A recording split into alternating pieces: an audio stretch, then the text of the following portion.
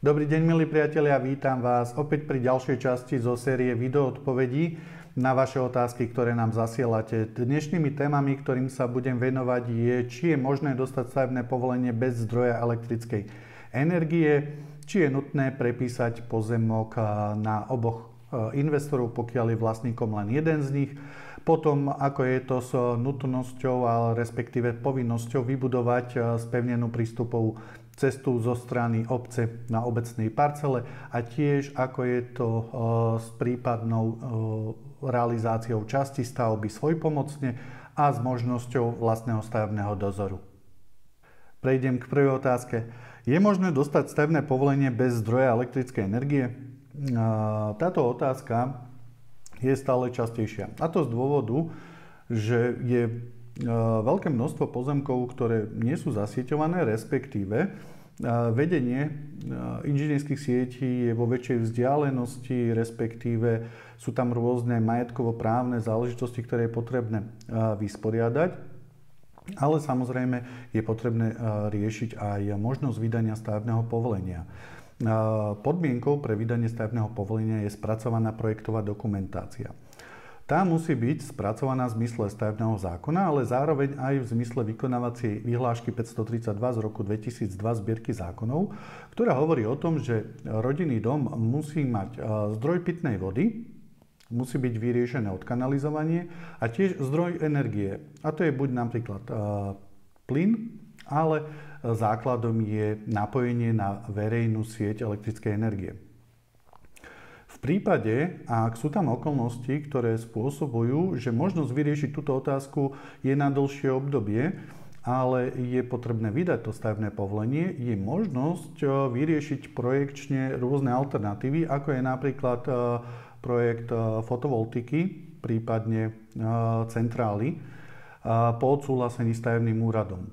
Tieto alternatívy odporúčame, respektíve sú vhodné, ak je možno samozrejme vyriešiť napojenie na verejnú sieť, len je tam nejaký dôvod, ktorý to riešenie časovo oddialuje.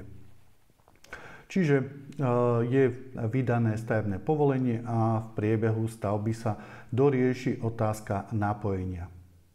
Prejdem k druhej otázke. Dobrý deň, rodičia na mňa prepísali pozemok a s priateľkou si chceme postaviť na ňom rodinný dom. Chceme to financovať spoločnou hypotékou. Je potrebné prepísať na ňu pozemok, alebo by sa to dalo nejako riešiť. Dobrý deň. Vo všeobecnosti nie je nutné, aby ste automaticky prepisovali polovicu pozemku na priateľku. Na Slovensku vo všeobecnosti platí zásada, že vlastník pozemku môže byť odlišný od vlastníka nehnuteľnosti na pozemku postavenej. Je dôležité mať však upravené vlastnícke práva v zmysle stavebného zákona paragraf 139. Čiže vy budete vlastníkom pozemku, môžete byť samozrejme obaja na stavebnom povolení, čiže môžete aj danú stavbu financovať spoločne, kde budete mať podielové spoluvlastníctvo. Samozrejme, do budúcna viete svoje vlastnícke práva si aj upraviť. Prejdem k tretej otázke. Má obec povinnosť vybudovať prístupovú cestu k rodinnému domu? Máme pozemok, chceme na ňom stavať. Pred pozemkom je obecná parcela, ktorá by mala slúžiť ako prístupová cesta. Môžeme obec požiadať, nech tú cestu zrealizuje? Dobrý deň. V zmysle paragrafu 4 odsek 3 zákona o obecnom zriadení obec buduje, spravuje miestne komunikácie.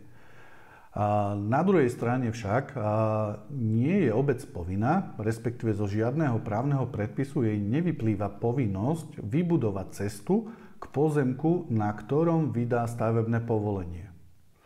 Čiže vo vašej situácii by som predpokladal bežný stav, s ktorým sa stretávam, a to, že po odsúhlasení obcov budete musieť si vybudovať prístupovú komunikáciu vo vlastnej réžii.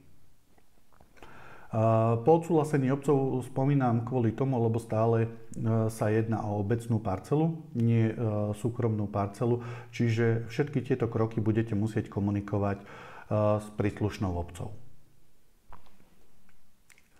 Prejdem k štvrtej otázke.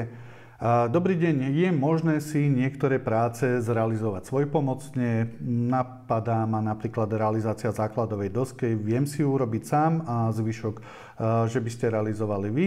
A tiež sa chcem spýtať, či je možné mať svoj nezávislý stavebný dozor. Dobrý deň. Časť prác samozrejme je možné realizovať si svojpomocne. Na to máme aj program, ide o program Šikovné ručičky. Tento program na jednej strane definuje minimálny odber, ktorý je potrebné realizovať cez nás, ale na druhej strane umožňuje klientom, ktorí chcú a vedia si časť prác realizovať svojpomocne, aby tak urobili.